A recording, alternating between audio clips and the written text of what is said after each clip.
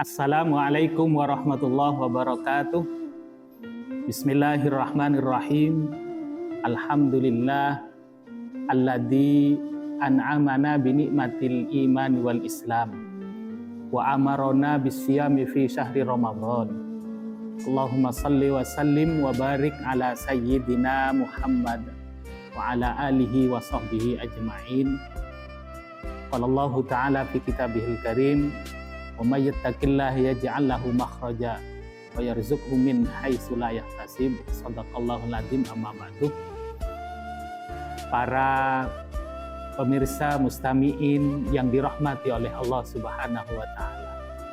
Alhamdulillah, kita semua bersyukur atas karunia yang telah diberikan oleh Allah bisa sampai di bulan Ramadan tahun ini dalam keadaan sehat walafiat dan bisa melaksanakan ibadah puasa di hari yang ketiga pada hari ini.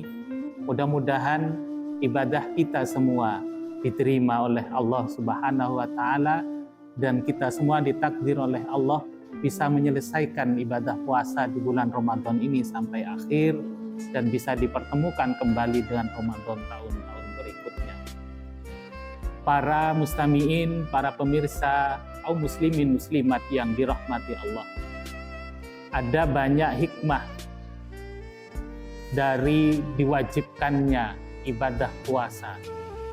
Di antara sekian hikmah yang bisa kita petik dari beberapa hikmah di bulan Ramadan ini, di antaranya adalah kalau mengacu kepada ayat ya ayyuhalladzina amanu kutiba alaikumusyamu kama kutiba alal ladzina min qablikum la'allakum tattaqun dalam surat Al-Baqarah ayat 183, maka bisa kita artikan bahwasanya ibadah puasa yang diperintahkan oleh Allah kepada kita umat Islam, orang-orang mukmin ini, itu adalah ibadah yang punya tujuan yang jelas, yaitu untuk menjadikan kita pribadi-pribadi yang bertakwa kepada Allah Subhanahu wa taala.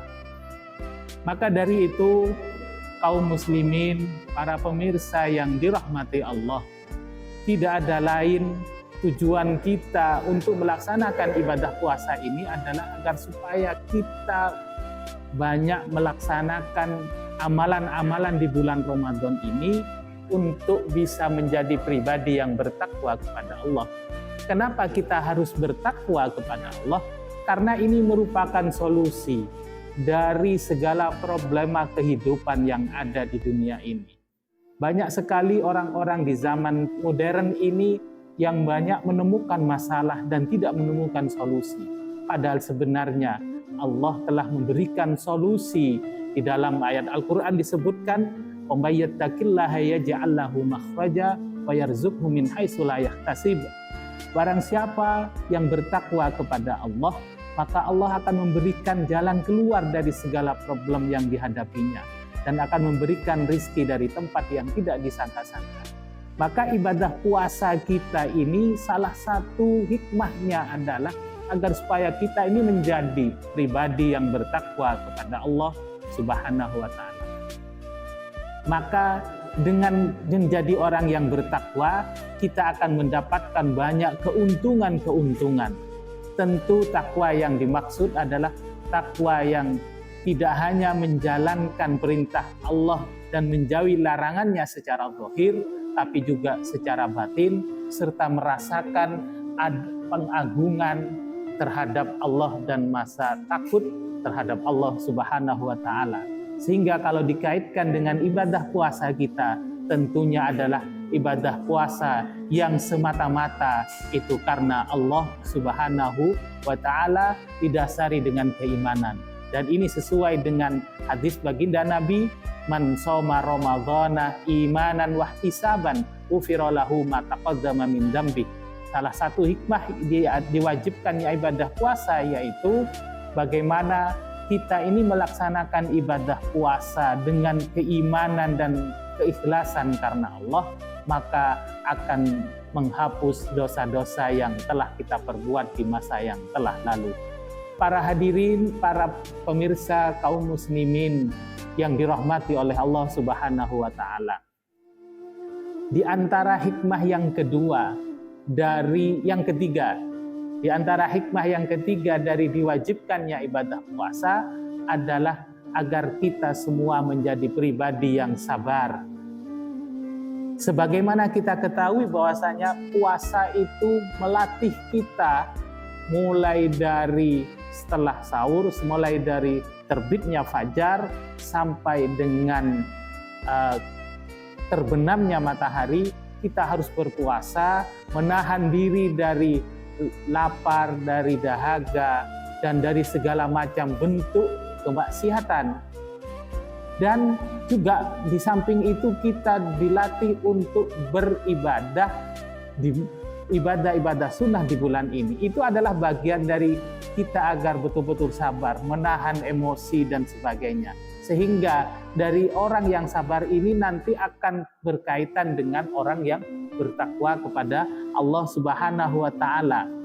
Dan kalau sudah demikian, kita akan menjadi orang-orang yang mulia di sisi Allah Subhanahu wa Ta'ala. Dan pada akhirnya kita akan mendapatkan tanda ketakwaan itu ketika nanti kita sudah keluar dari bulan Ramadan ini.